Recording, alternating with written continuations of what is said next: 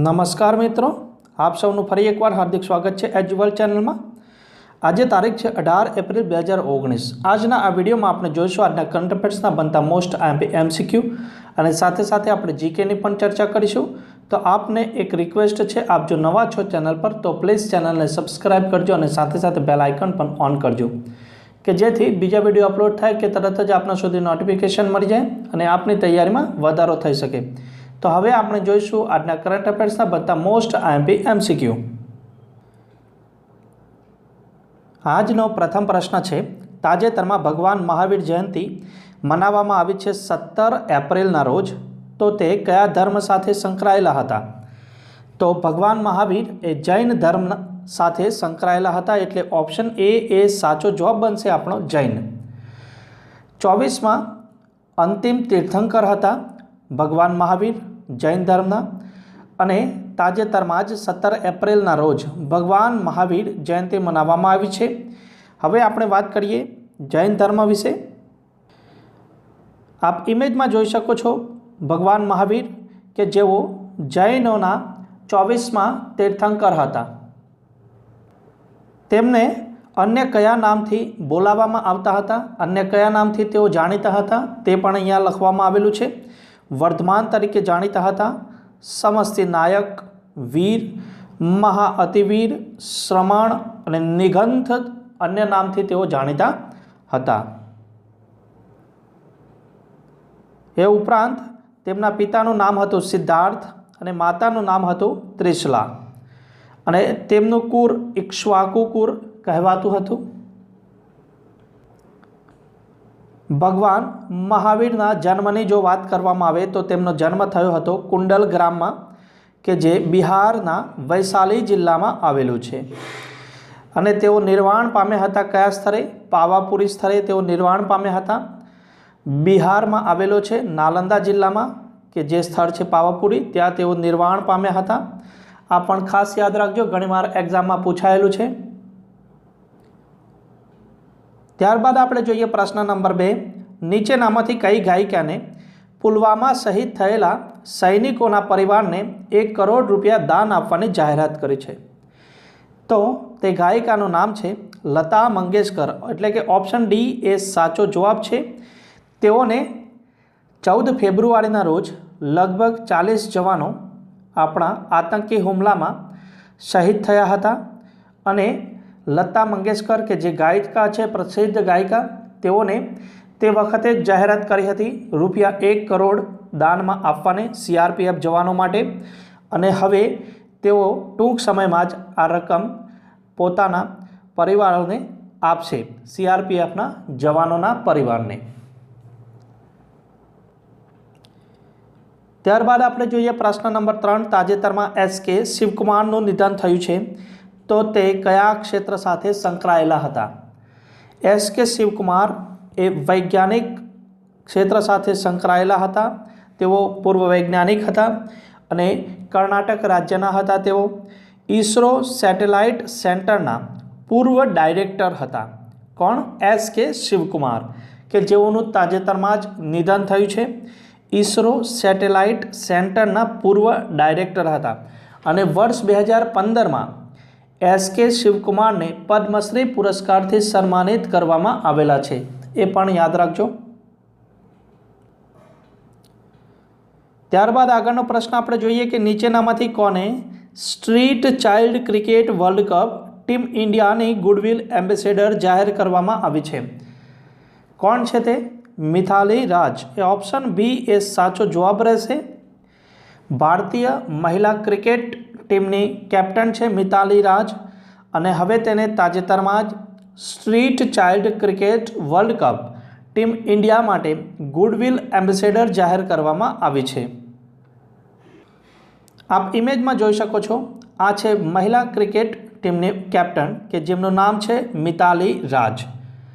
Street child world cup 2019 એ 30 એપ્રિલથી લંડનમાં યોજાવાનો છે, 30 એપ્રિલથી, જેમાં 7 દેશોની 8 ટીમો ભાગ લેવાની છે। ખાસ યાદ રાખજો, 7 દેશોની 8 ટીમો ભાગ લેવાની છે। તો ભારતની બે ટીમો ભાગ લેશે. કઈ કઈ બે ટીમો છે? ઇન્ડિયા નોર્થ અને ઇન્ડિયા સાઉથ. આ બંને ટીમો ભાગ લેશે ભારતની. એટલે કુલ દેશ 7 છે અને ભાગ લેનાર ટીમની સંખ્યા છે 8. એ પણ આપ યાદ રાખજો. હવે આપણે મહત્ત્વની વાત કરી દઈએ કે સૌરવ ગાંગુલી પૂર્વ કેપ્ટન ભારતીય ક્રિકેટ ટીમના, તે આ ભારતની બંને ટીમ એટલે કે ઇન્ડિયા નોર્થ અને ઇન્ડિયા સાઉથ આ બંને ટીમોના બ્રાન્ડ એમ્બેસેડર છે. એ પણ આપ ખાસ યાદ રાખજો. અને street child cricket world cup team ઇન્ડિયાની ગુડવિલ એમ્બેસેડર બનાવવામાં આવી છે મિતાલી રાજને.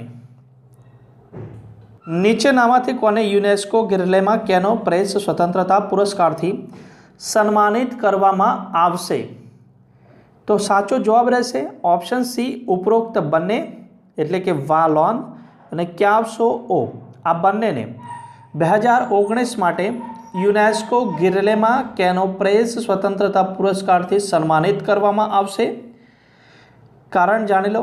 આ બંનેએ મ્યાનમારની સેના દ્વારા રોહિંગ્યા મુસલમાનોને અસાધારણ હત્યાઓને સૈન્ય રેકોર્ડ ભેગો કર્યો હતો અને આ બંને અત્યારે હાલ જેલમાં છે મ્યાનમારની અને 7 વર્ષની સજા ભોગવી રહ્યા છે.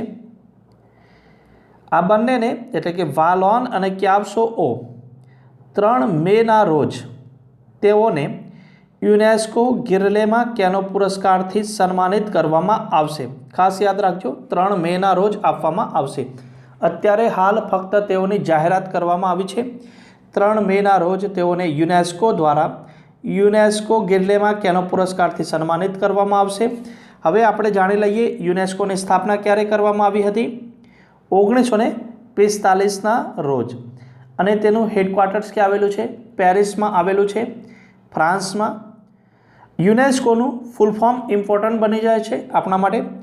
United Nations Educational, Scientific and Cultural Organization એ યુનેસ્કોનું ફૂલ ફોર્મ થાય છે. હવે આપણે મહત્ત્વની જાણકારી મેળવી લઈએ કે યુનેસ્કોના સભ્ય દેશ વર્તમાનમાં કેટલા છે. પહેલાં 195 હતા, પરંતુ યુએસ અને ઇઝરાયલ આ બંને દેશોએ સદસ્યતા છોડી દીધેલી છે. એટલા માટે હવે વર્તમાનમાં યુનેસ્કોના સભ્ય દેશ થાય છે 193. એ પણ આપ યાદ રાખજો. હવે આપણે જાણી લઈએ કે કલિંગ પુરસ્કાર યુનેસ્કો દ્વારા આપવામાં આવે છે તો તે કયા ક્ષેત્ર સાથે સંકળાયેલ પુરસ્કાર છે? તો વિજ્ઞાન સાથે સંકળાયેલ પુરસ્કાર છે કલિંગ પુરસ્કાર. એ પણ આપ યાદ રાખો. ભારતનો પ્રથમ વિદેશી પક્ષી પાર્ક ક્યાં બનાવવામાં આવ્યો છે તાજેતરમાં જ? તો સાચો જવાબ આવશે ઓપ્શન સી, મુંબઈ ખાતે. એટલે કે મુંબઈ એ સાચો જવાબ રહેશે. અચ્છા, ભારતનો પ્રથમ વિદેશી પક્ષી પાર્ક મુંબઈમાં બનાવવામાં આવ્યો છે. તો કોના દ્વારા બનાવવામાં આવ્યો છે? તો એસલ ગ્રુપ દ્વારા બનાવવામાં આવ્યો છે. અચ્છા, તેનું નામ શું રાખવામાં આવેલું છે? તો એસલ વર્લ્ડ બર્ડ પાર્ક એ તેનું નામ રાખવામાં આવેલું છે. એ આપ ખાસ યાદ રાખી દેજો. ત્યારબાદ આપણે પ્રશ્ન જોઈએ કે નીચેનામાંથી કોને વર્લ્ડ પ્રેસ ફોટો એવોર્ડ 2019 મેળવ્યો છે? કોણ છે તે પત્રકાર? તો જ્હોન મુરે. એટલે કે ઓપ્શન સી એ સાચો જવાબ રહેશે, જ્હોન મુરે. આપ આ ઇમેજ જોઈ શકો છો. આ તસવીર માટે જ્હોન મુરેને વર્લ્ડ પ્રેસ ફોટો એવોર્ડ 2019 મળ્યો છે. આ એવોર્ડ આપવામાં આવ્યો છે તેમને. હોન્ડુરસના નાગરિક છે જે આપ ઇમેજમાં જોઈ રહ્યા છો. તેઓનું નામ છે સેન્ડ્રા સાન્ચેઝ. અને સાથે આપ નાની બાળકી જોઈ રહ્યા છો તે તેમની બાળકી છે અને તેનું નામ છે યનેવા. ને વર્ષ 2018માં અવૈધ રૂપથી અમેરિકા અને મેક્સિકન સીમા પાર કરી હતી તેઓને અવૈધ રૂપથી. તથા બાળકી અને તેની માતાને અમેરિકી અધિકારીએ હિરાસતમાં લઈને તેઓની જાંચ પણ કરી હતી. આ તસવીરમાં હિંસા બતાવવામાં આવેલી છે જે માનસિક હિંસા છે.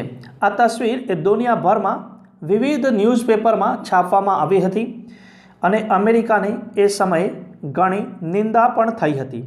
અને હવે આ તસવીરને ધ્યાનમાં રાખીને વર્ષ 2019 માટેનો વર્લ્ડ પ્રેસ ફોટો એવોર્ડ આપવામાં આવ્યો છે। તે પત્રકારનું ખાસ નામ યાદ રાખજો આપ, જ્હોન મુરે। વિડીયો જો પસંદ આવ્યો હોય તો લાઇક જરૂર કરજો અને કોમેન્ટ બોક્સમાં પણ જણાવશો કે જેથી પ્રોત્સાહન મળતું રહે। અને હવે આપણે જાણીએ લાસ્ટ વિડીયોનો પ્રશ્ન। મીના કુમારી મૈસારામને જર્મનીમાં આયોજિત બોક્સિંગ વિશ્વકપ 2019માં કયો પદક હાંસલ કર્યો છે? તો સાચો જવાબ આવશે ઓપ્શન એ, ગોલ્ડ મેડલ। ત્યારબાદ પ્રશ્ન 2 જોડકા સ્વરૂપે પૂછવામાં આવેલો હતો, તે આપણે જાણીએ। સાચા જોડકા જવાબ શું રહેશે? તો આપ ઇમેજમાં જોઈ શકો છો, એક બાજુ રાજ્યના નામ પૂછવામાં આવેલા હતા અને બીજી બાજુ મુખ્યમંત્રીના નામ। તો સાચો જવાબ આ રીતે રહેશે, આપ જોઈ શકો છો ઇમેજમાં। ત્યારબાદ હવે આપણે જાણીએ આજના વિડીયોનો પ્રશ્ન। નીચેનામાંથી કઈ ગાયિકાને પુલવામામાં શહીદ થયેલા સીઆરપીએફ સૈનિકોના પરિવારને 1 કરોડ રૂપિયા દાન આપવાની જાહેરાત કરી છે? તો આપ ઓપ્શન જોઈ શકો છો ABCD, તેમાંથી સાચો વિકલ્પ પસંદ કરીને આપનો જવાબ એક કોમેન્ટ બોક્સમાં જણાવશો। હવે આપણે જોઈએ પ્રશ્ન નંબર 2 જે જોડકા સ્વરૂપે પૂછવામાં આવેલ છે, જેમાં એ વિભાગની અંદર ગુજરાત રાજ્યના એટલે કે આપણા રાજ્યના જિલ્લાઓના નામ આપવામાં આવેલા છે અને બ વિભાગમાં તેમના મુખ્ય મથકના નામ આપવામાં આવેલા છે। તો સાચા જવાબ આપ જોડીને આપનો જવાબ એક કોમેન્ટ બોક્સમાં જણાવશો। થેન્ક યુ, જય હિન્દ, જય ભારત। ફરી મળીશું નવા વિડીયો સાથે।